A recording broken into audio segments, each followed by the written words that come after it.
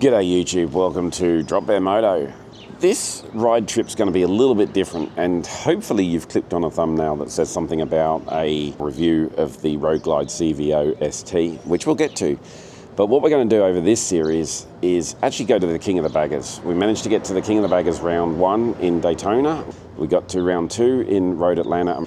We looked at the next schedule. It's actually Road America at Elkhart Lake in Wisconsin, Harley's home round. And we thought, being that we're going to Wisconsin, we may as well go see Milwaukee, the Harley factory. Let's go do it. Good idea for a road trip. Just to make things a little bit different, if you're new to the channel, we usually run Indian motorcycles. Although Mrs. DBM has had a Road Glide for a little while, we've never taken it out of the state. So on this trip, we thought, we're going to Wisconsin, we're going to the home of Harley. Let's take the Harleys for a change. I know it's not too unique to take road glides on a touring trip. A lot of people do it. We've set our challenges up though as long distance tourers, and to crunch miles, we've set our CVO STs up for day trips to rip around Florida. Wait, stop, hang on. What's all this bullshit about that's different? Let me just put a bit of context here for a second. I've been touring for a long time on Challengers. I bought the Challenger because at the time it was a much better platform, in my opinion, to tour on. I've got other videos on this topic, and I stand behind that. But I bought the CVO ST as a stripped-down bagger. So when I say long distance, there's certain things on this bike that I haven't changed that I would, for personal preference, and others might even do beyond what I would do to make this more of a touring machine. The test on this video is, can you take a CVO ST pretty much stock and go on a multi-state, multi-day trip, 500-600 miles a day? That's the question I'm trying to answer here. For this first video, it's going to be pretty boring because we're going to try and just get to Milwaukee area as soon as we can-ish. We've got 3 days to get up there. So this will end up being a 1,300 mile review in video 1. Video 2, we'll look at what we did get up to in Wisconsin. And then the last video will be getting to Elkhart Lake, Road America for the King of the Baggers round. So a little bit different, 3 different things, 3 different pieces of the trip. So come for a ride, check it out.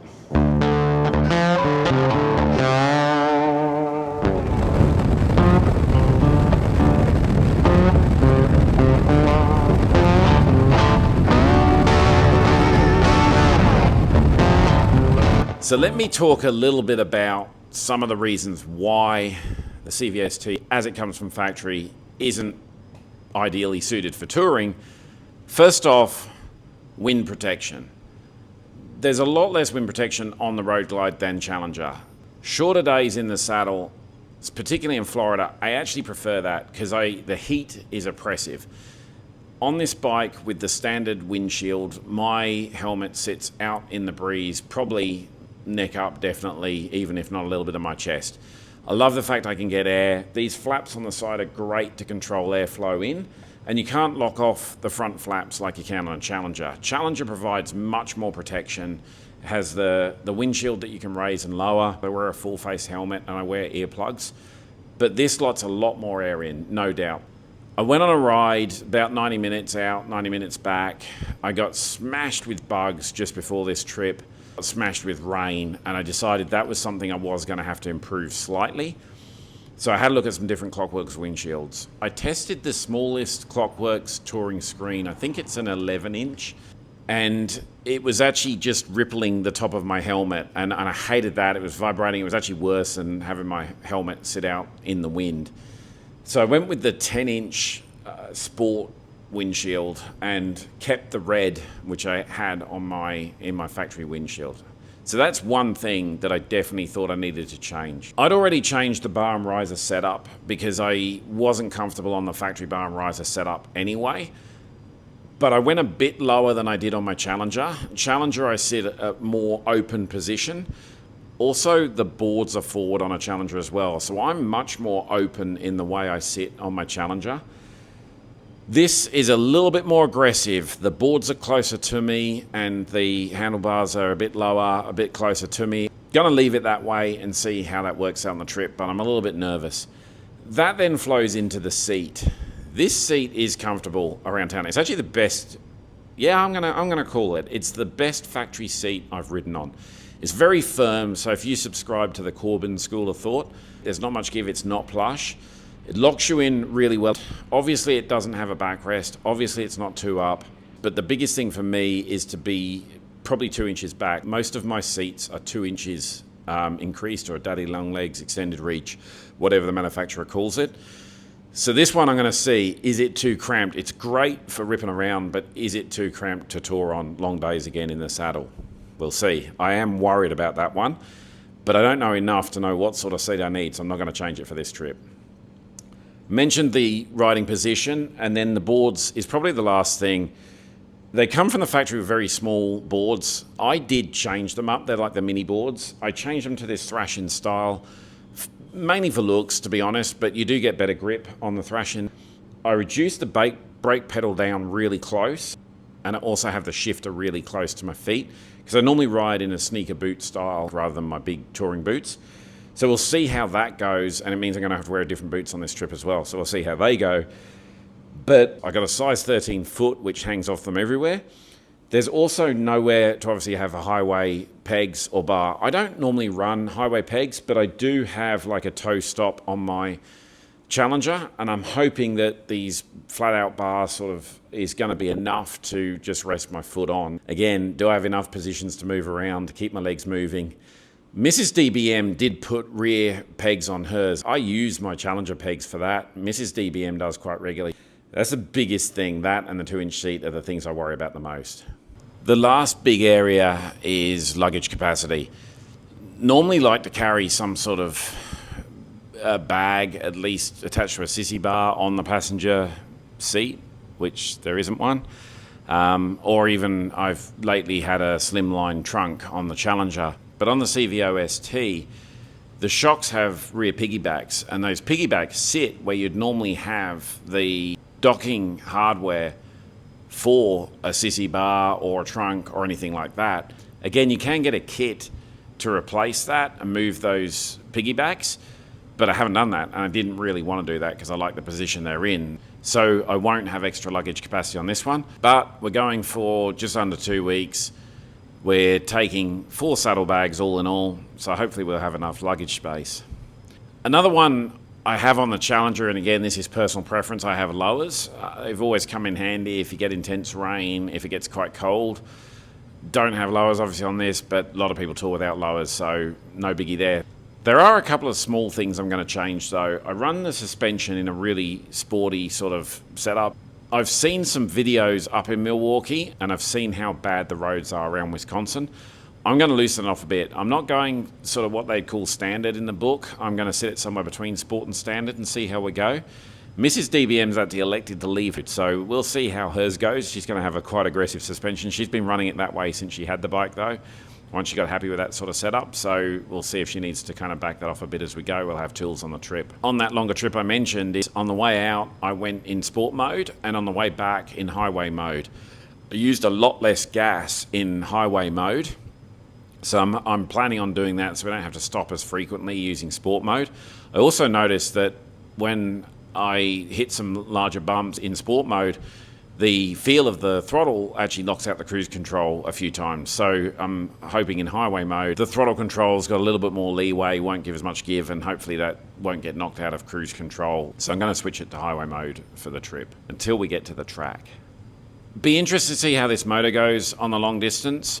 If you're buying a CVO and you're touring most of the time, you'd probably go the VVT motor 121, because it's going to be easier to find power. It's going to be easier when you're on the freeway. It's probably going to be more like a Challenger ride, more what I'm used to. This one is more aggressive. You got to hunt for that power a little bit more. You got to shift around. So again, that's why I bought it, but we'll see. Is that painful on a long trip? Does that get annoying or not? It'll be interesting just to see. The Gen 2 M8s do have liquid-cooled heads now, or oil-cooled heads. Previously, heat was a big issue in air-cooled engines for me, particularly Florida and in the southern states. You always hit traffic on these trips, so I'm going to see how this motor goes in high traffic. That'll be interesting as well. Is it getting really hot? You know, am I missing my liquid-cooled motor in the Challenger?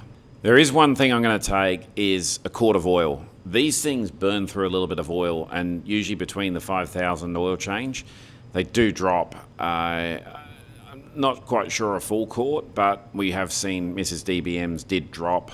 I use Klotz oil, so I'm going to take a quart of Klotz oil across both bikes and hope that that's enough that if we do have to top up, I take it. Something I haven't had to worry about on the Challenger though, ever. A couple of things I'm really looking forward to touring on this bike though. First up, that infotainment screen. I always said I'm an analog guy and I prefer analog dials. I do use Waze or Google Maps though on my Challenger when I tour, but I don't put a phone on the handlebars at all. I don't like that look and I don't like having it there. I just prefer to see it through the infotainment screen. So we'll see, because the Challenger's been hit and miss, and quite often I've been through different cables, different systems to try and make sure that that thing's locked in all the time. So far it's been really good on the Harley, so I'm actually looking forward to having a decent infotainment screen, because that is a beautiful screen, having the maps there with everything on, not having to toggle through. It's going to be really interesting to see how that goes. And the other one's the alarm. I don't know if the Challenger's got an alarm, but the chirps that piss me off every time I start it and unstart it, I know if I go to move this thing without the key, it blares. Just leaving 2 CVO STs sitting in parking lots does scare me a little bit, to be honest. So I'm hoping that we wake up in the morning and both bikes are there, but knowing they've got that alarm to be screaming their head off, and if people do try to tamper with them overnight, is a good thing, and they are pretty sensitive. So there are a few of the things that might be compromises taking these bikes on a longer touring trip. Maybe they're not. We'll see. Can you tour one of these things really with different bar and riser to suit you, and maybe a windshield? Everything else is pretty much stock, up to you whether you change a pipe or not. But can you tour a Road Glide CVO ST out of the box? That's what we're going to test here.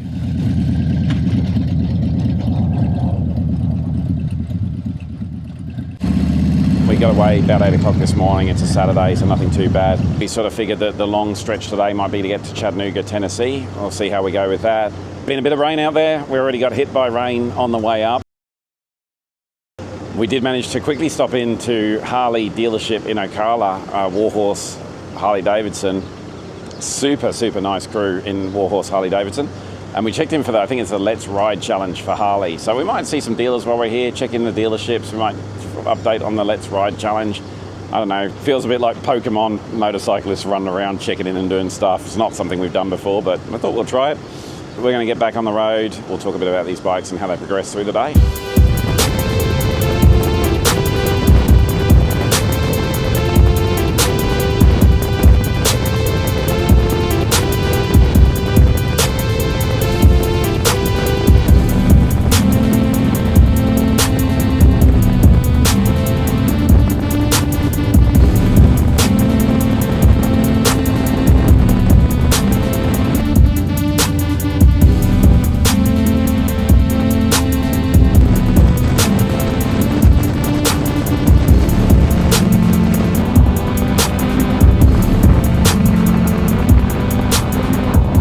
Since Ocala, we've had a couple of rainstorms, kind of come through. First couple, not enough to really wet you off. We dry out. And we got a pretty big one, we got wet. Temperature got up into the 90s, so it was nice and, warm, we're drying off. And then suddenly out of nowhere, massive downpour and it's freezing cold. So we've just had to pull in, I don't know, somewhere just south of Macon, I think. Soaked to the bone. Rain gear still in the bags. We'll see how we go. So I think that's scuppered plans to stop for lunch. We've ended up in a Shell gas station. We just had some Amish beef sticks. Amish, goose, Amish, my God. We just had some Amish beef sticks and some pecans, as you do in Georgia. You hate people when they eat on YouTube, and you're fucking eating.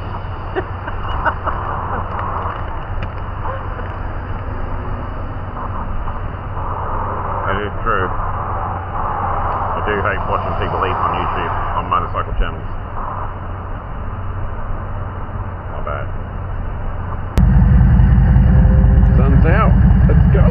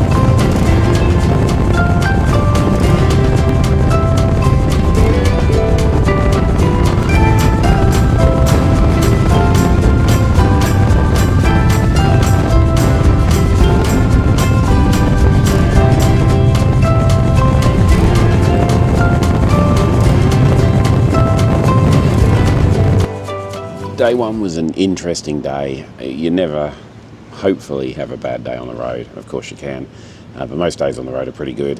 Yesterday we seemed to just be trying to get out in front of rain, so we put a bit of pressure on ourselves to keep moving, so we just did gas station, food and stops.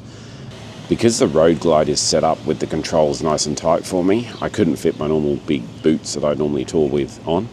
So I brought my Alpine Stars boots, which say they're waterproof, but they were not. Nothing worse than, obviously, when your bum gets wet, crutch is wet, and your boots are soaked through. So that was us, unfortunately. We did manage to knock out about 580 miles yesterday, so we still did a good mileage day. We got just south of Chattanooga last night. Milwaukee is in sight to be able to achieve today. We don't check into our Airbnb until tomorrow, so we've got a few options of what we might do, and we're just going to play it by ear. Unfortunately, it's really overcast at the moment and just started to get a couple of drops in, even just sitting out here. So I think we're going to get rain all day today. We're going to start out the right way though, with the rain gear on. Most of our stuff dried last night, so it's not uncomfortable to start the day, so I thought let's try and stay as dry as we can. We're just going to head north, we're going to head up through Nashville, and then we're going to go up through Illinois. We were going to go through Indiana, originally go through Indianapolis, maybe stop there, but of course Memorial Day weekend, Indy 500 is running today, so probably not good to go through Indianapolis this day, particularly when you're chasing rain clouds and things. So we're just going to head up that way, take our time. If we get to Chicago sort of area, there's a bunch of stuff we could do up there before we head into Milwaukee tomorrow. But let's just see how the day unfolds and what happens on the road. Looking forward to it.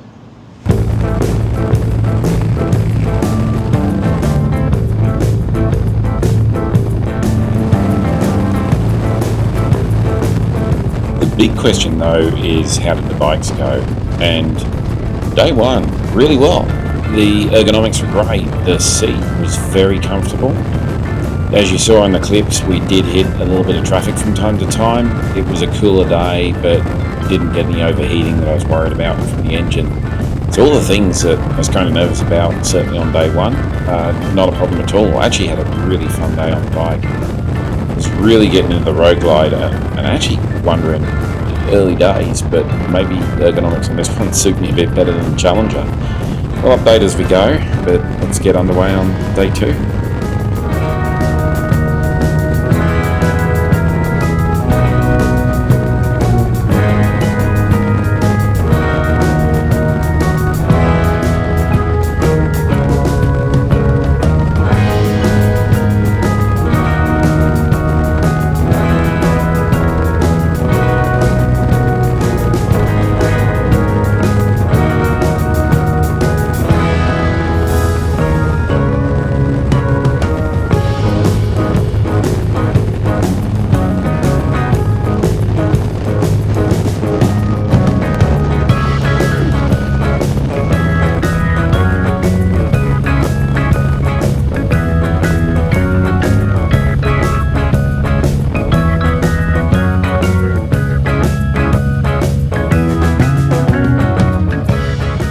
So we're just over 2 hours into today's stint, just over 160 miles. Messy conditions, right? Really slippery on the interstates, but heading through mountains, so pretty hilly. Bad roads. Just a quick observation: the couple of times as I'm leaned in and taking a corner at speed, the Road Glide got really squirrely halfway, through the corner. I crapped my pants a couple of times actually. No idea if it was the tyres. I run my front tyre a little bit higher pressure, normally at 40 instead of sort of the recommended 36, so I don't know if I'm running the front tyre a little bit too hard. I don't know if I got the front suspension set up right. It's definitely the front end just gets squirrely, or whether, I don't know if it's the surface, some of these concretes are a bit hard. Just not sure what caused it, but front end, no confidence, so we kind of backed it down a bit. The other thing I'll say is that change in settings that I mentioned earlier, to put mine a little bit softer, not quite to standard, but softer. Mrs. DBM kept hers on the sport, and she's really struggling. She'll hit a bump and go, oh, whereas I'll go, yeah, it wasn't too bad. So we're going to try and actually adjust hers to closer to my settings and just see how she goes with that next opportunity we get. It's a quick update from the road.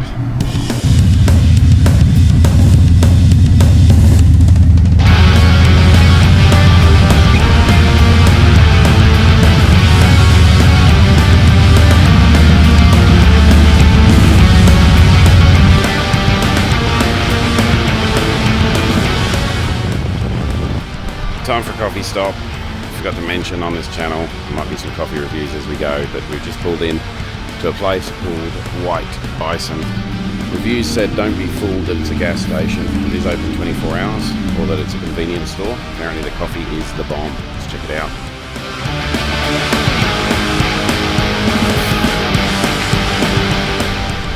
And the coffee was actually really good, so it goes to show you just got to check stuff out, and I love hidden gems in gas stations. So White Bison Coffee, if you're ever in, I don't even know where we are. And of course, rain's predicted, so we're going to hit the road and just keep barreling on and see what we can do.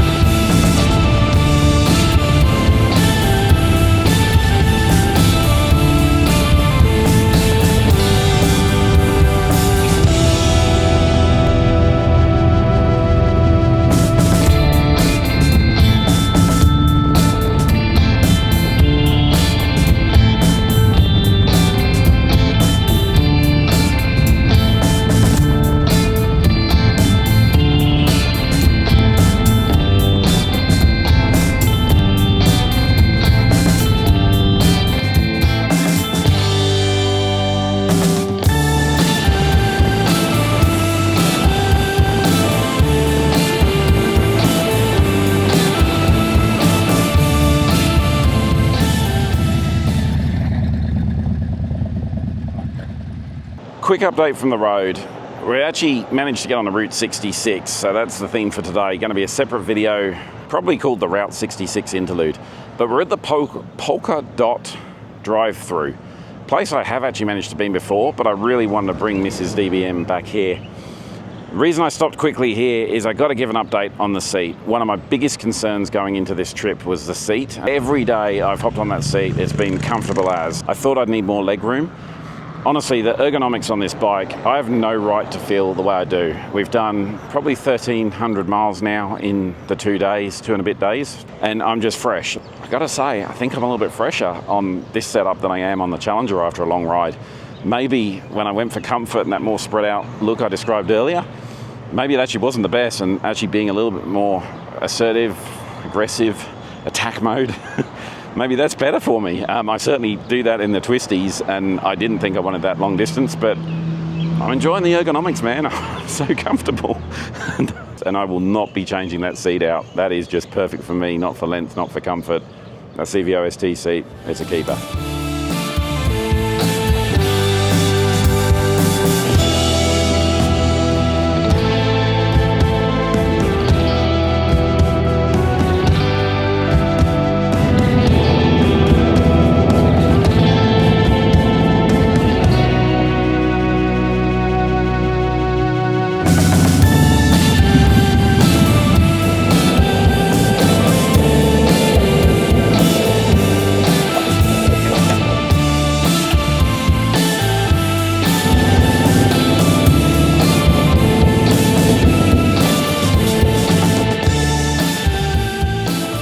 We made it into Milwaukee last night.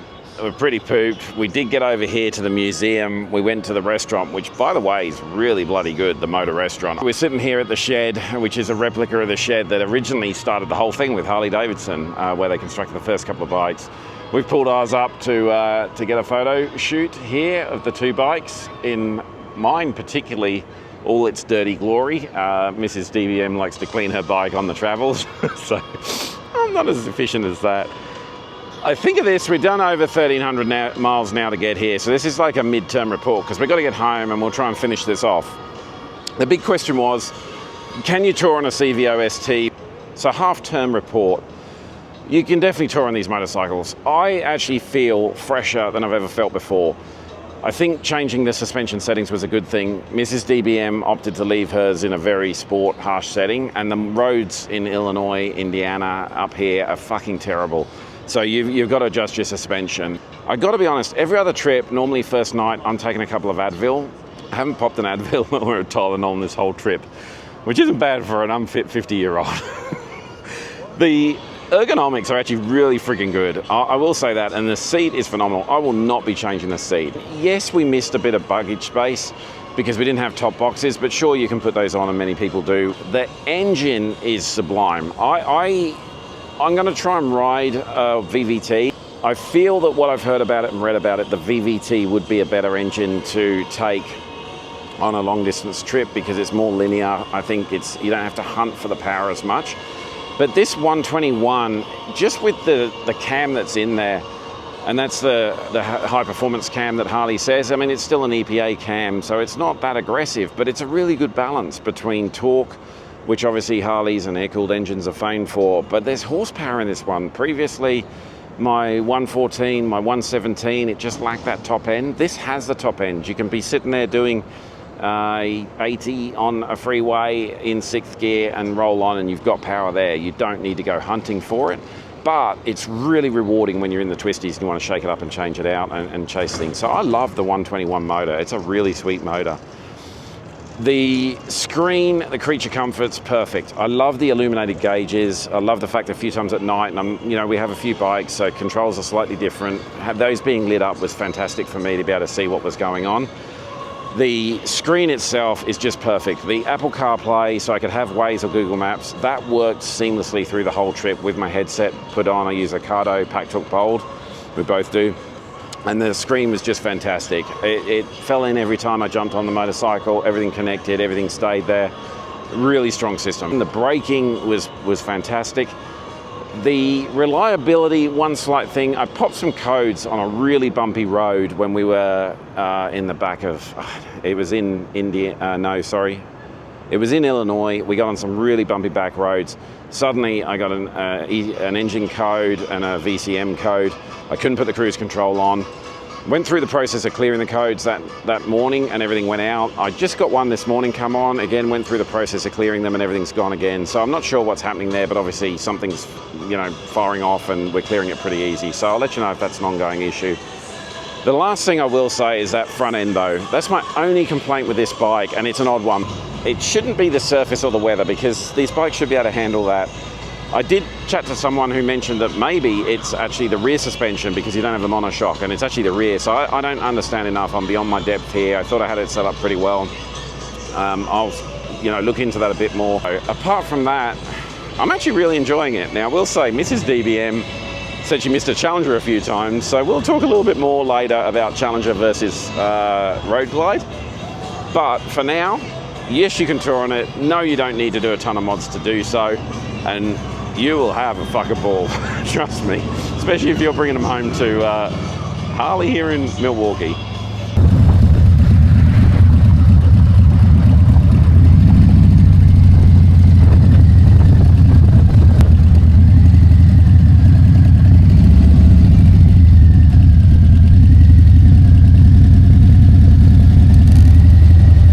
And we just stopped in House of Harley.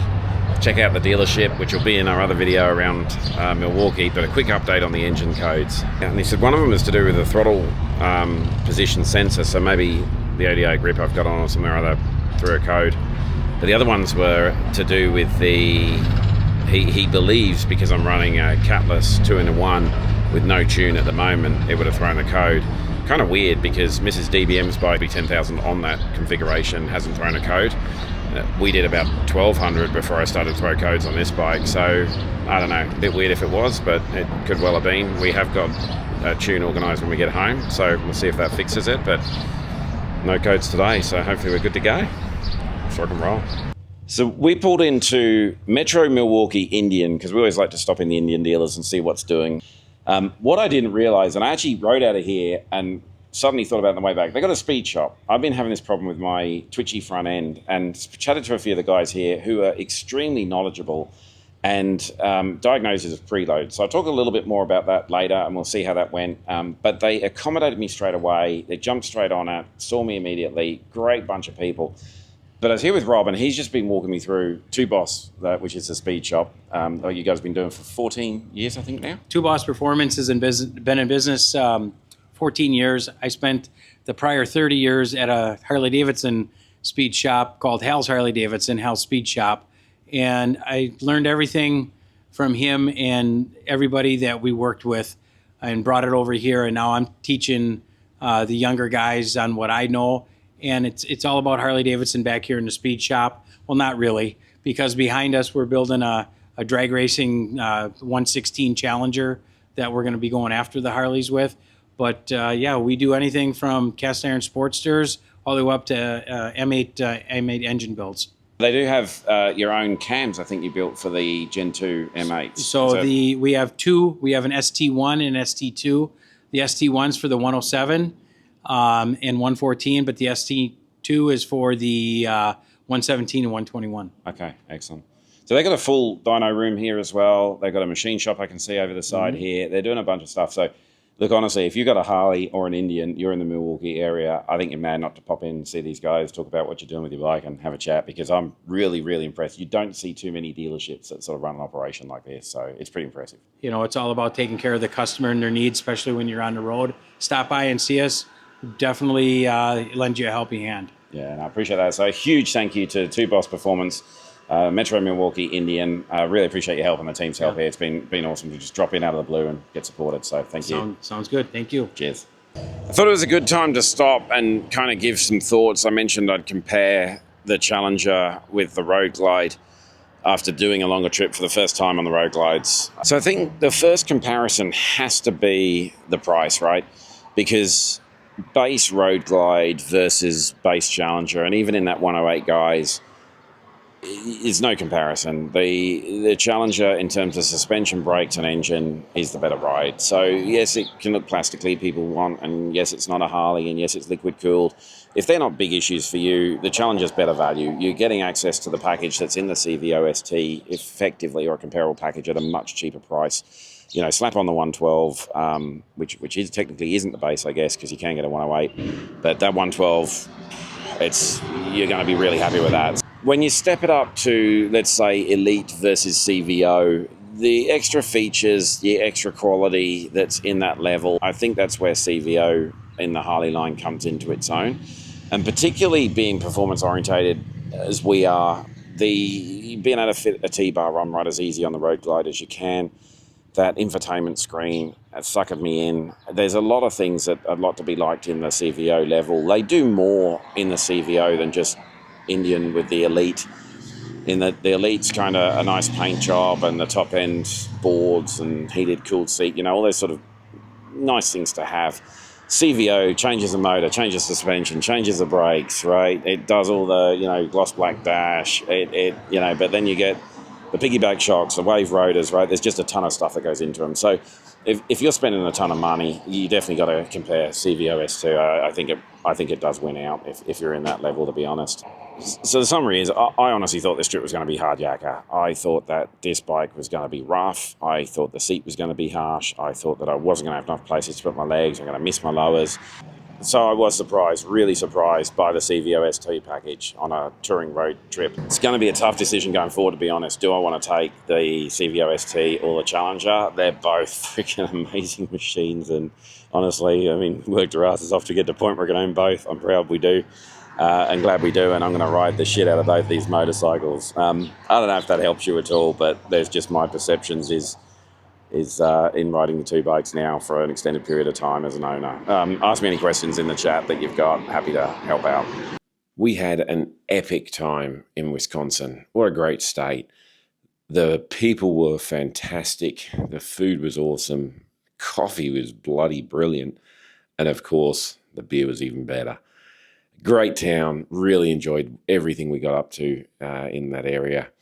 There'll be a couple of other videos come out, of course, a little bit on Route 66, as you saw, when we'll do something around Wisconsin area, and the final video will probably be the King of the Baggers.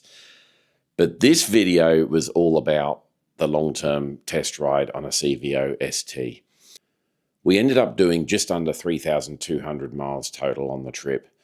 We had a good couple of days coming home. It was actually really nice riding. We took the 3 days to do it in. One big thing, not related to the bike, I need to clarify. You saw the amount of rain we went through on the first couple of days, and I rubbished my Alpine Stars boots. I should clarify, on day 2, I didn't reference this in the video, but when I actually had the rain suit on, properly tucked over the boots, and so no rain was getting in the top, they actually did stay waterproof. So that rain you saw on day 1 was actually rain just coming off my jeans and sliding in the top of the boot and getting down. That's what got them wet. But they actually held up pretty well on the second day, despite the sheer amount of rain we went through. So my apologies, Alpine Stars, for questioning your product there. That's user error. Interestingly, when I got home and added up all the miles and days, 4 of the days we actually had an average speed above 70 mile an hour. So we did put these bikes through their paces. We did have to put a quart of oil across the 2 bikes. We had to put a little bit more in Mrs. DBM's bike than we did in mine. We checked it in Milwaukee kind of halfway through the trip. They weren't below the low point or anything like that. They were getting towards the low point on the dipstick, so we just threw a little bit more in. So it is something I'd definitely recommend if you've got one of these 121s. Check your oil between oil changes. Make sure that you're staying on top of that, not letting it get too low. And the big question we wanted to answer was, can you tour on a Road Glide CVO ST? Am I going to miss some of the creature comforts? Is there some changes I want to make to it to turn it into a touring machine and not the stripped down bagger that it's supposed to be? I would tour on it as it is. I actually really enjoyed the ergonomics, so much so that I thought on the way back about taking the lowers off my Challenger, maybe getting a seat that was not extended on there, and also lowering the risers down a bit to give me a similar sort of a position, because I enjoyed that tighter position even on a longer trip. I did have to do some stretches every so often on the bike, but I was fresh as a daisy all the way through, and that seat, as I mentioned 100 times in the video, was a real surprise to me.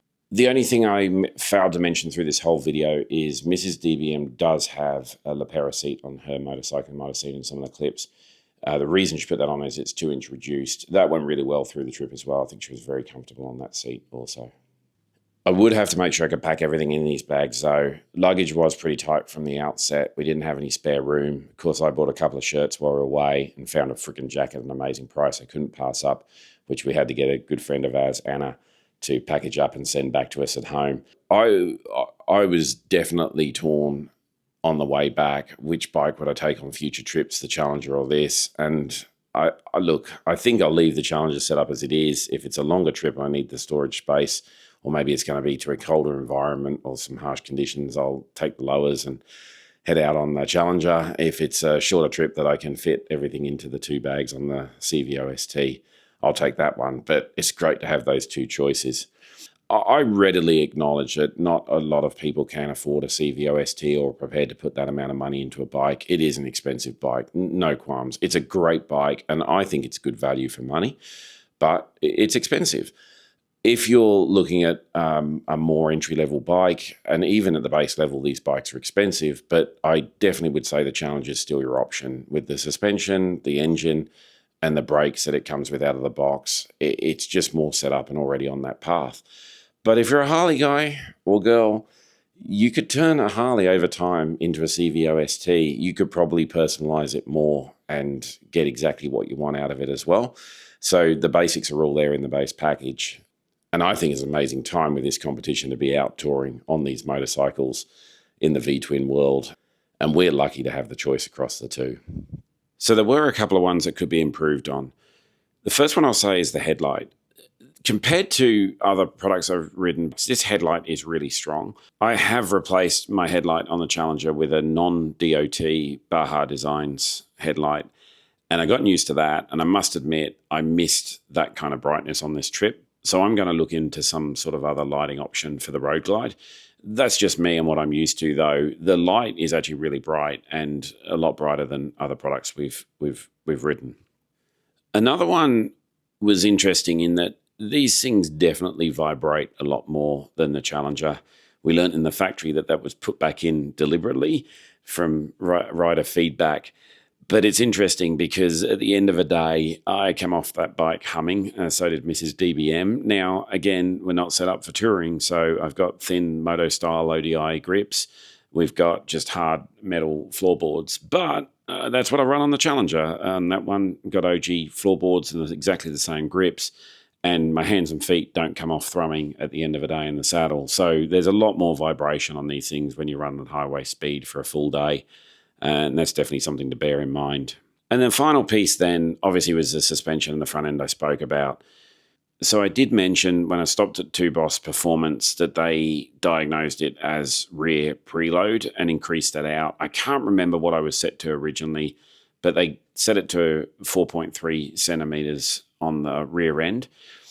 We definitely proved here that we were above my knowledge of suspension, which certainly gets to be, I think, a black art or voodoo really quickly, the guys that really know how to tune suspension.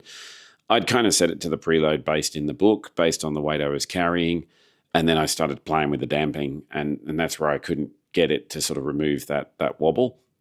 When I learned it was actually increased preload, it kind of resonates because I did actually have to increase the preload. I think on my Challenger, the setting recommended was like a 3, and I run it at a 6.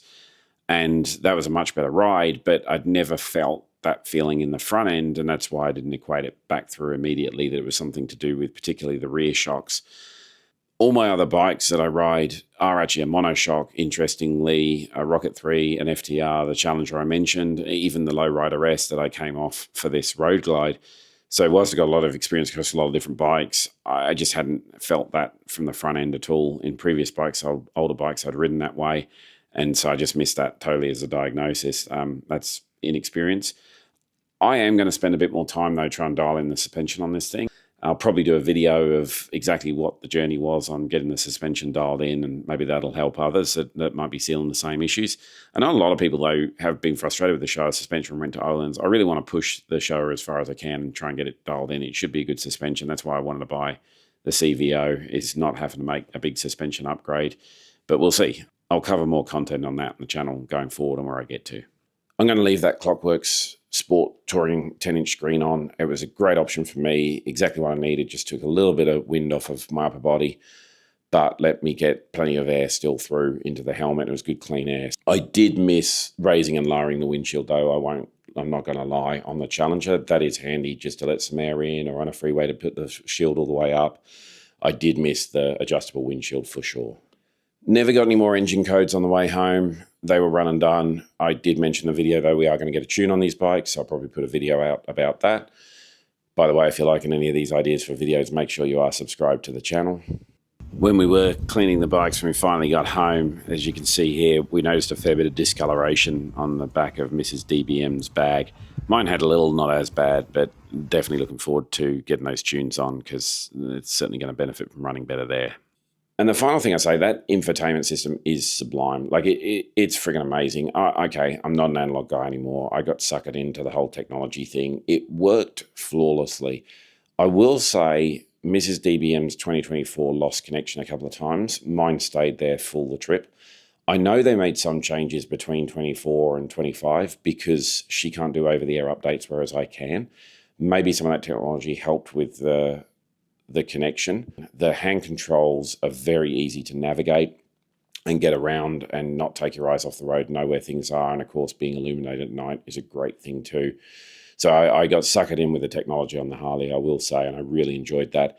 Even the tire pressure monitoring system, which I don't have on my Challenger, it does come on most Challengers, but mine's a base. That was amazing to have. It's also dynamic. Like, as soon as you start the bike up, it's there. I know a lot of motorcycles that have it, you have to run them around the block first to get a reading.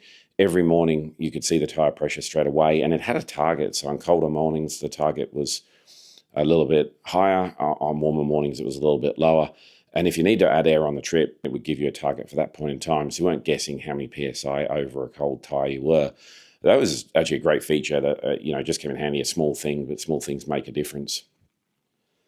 Unfortunately, if you were coming to this video looking for me to slam one brand and promote the other, you're not going to get that. I am sitting on the fence, as you can clearly see. I think you're just going to have to go ride these motorcycles and see which one you want. Look, ultimately, I am a liquid-cooled fan. I can't wait to see the RevMax motor in a Road Glide. I really can't. I think that's good. And if you want to build these things out, obviously the liquid-cooled motor is the way to go. But they were comparable for what I put them through. I wouldn't tell you which one's the fastest or slowest because I didn't do any real testing, but I found that they were comparable, I think, at this level. And that's a 108 with Lloyd's cams versus the high-performance 121 from Harley. They were comparable. The little bits of area I noticed they were different for sure, but I wasn't lacking on either bike at any stage going, man, I needed more power here, I needed more power there. They did the job I asked them to do, and that's why I say they're comparable. It was an amazing trip, and I really enjoyed riding the CVO ST on this trip, and will be taking it on future longer trips as well. Hope you enjoyed it, and whatever you're buying, looking at buying, riding, ride safe out there, have a ball, and go out and tear your bike up and have some fun. You can tour on many different bikes out there. It doesn't have to be one of these things, but they're a lot of fun if you got one, if you're lucky enough to have one. Ride safe. Catch you on the next one.